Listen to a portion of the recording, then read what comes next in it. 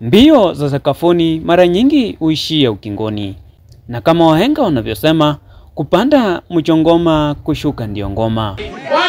Watu wafanye kazi. Ndiyo hali inayojitokeza katika eneo bunge la Malava, asilimia kubwa ya wababe wakitokeza kuwania kiti cha ubunge ili kupanda mchongoma.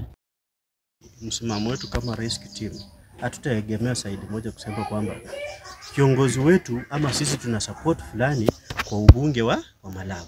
Wote wenye wamesimama ni watu wa Malava, wote wenye wamesimama ni vijana wetu, lakini bado tutawaangalia tujue ni nani mwenye hako na maono mzuri, mtu mwenye atakuja na maono ya kusupport watu wa Malava, mtu mwenye atakuja na maono ya kuhakikisha kwamba wakulima wa miwa wako sawa sawa, wamelindwa vizuri. Mwenye atakuja na maono kusema kwamba lami yenye walisema ya kutoka Kimanyeti ikienda ipita Samiti, lami imefanya nini?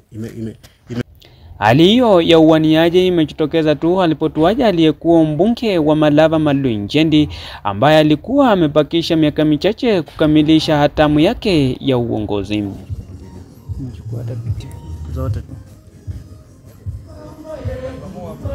Katika mazishi yake wengi walibanwa wala hata hawakupata nafasi ya kutoa hotuba zao, ila waliozungumza ni wachache tu ambao wanao usemi eneo bunge la Malava.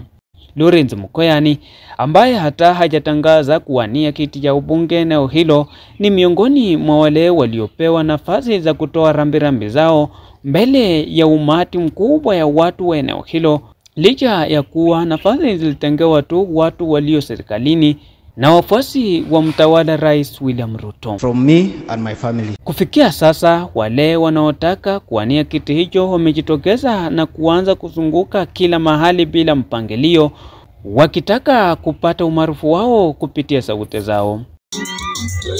Miongoni mwa wale waliokuwa na uzoefu wa kuwania kiti hicho ni Caleb Sunguti, ambaye anatambulika kwa kuhamia vyama kadhalika anapopata nafasi ya kuwania kiti hicho. Seth Panyako anaonekana kuwa mshindani mkuu na mwenye uzoefu, ila asilimia kubwa ya watu kutoka eneo hilo wanamuogopa kutokana na makali yake.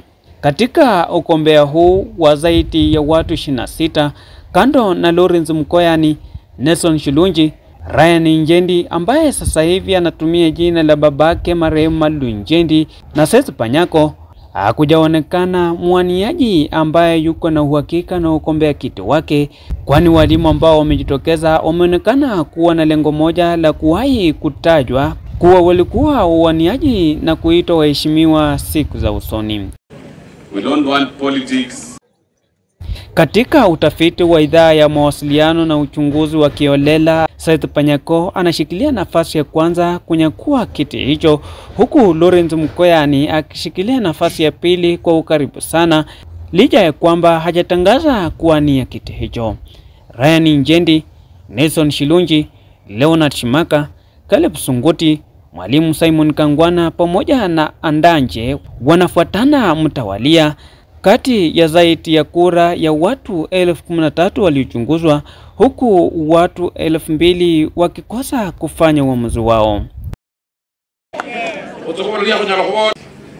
Makelele hapa na pale. Utafiti huu umefanywa tangu alipofariki mbunge wa Malava Malu Njendi, na kufikia sasa kuna wale ambao hawajatambulika kuwa wanawania kiti hiki.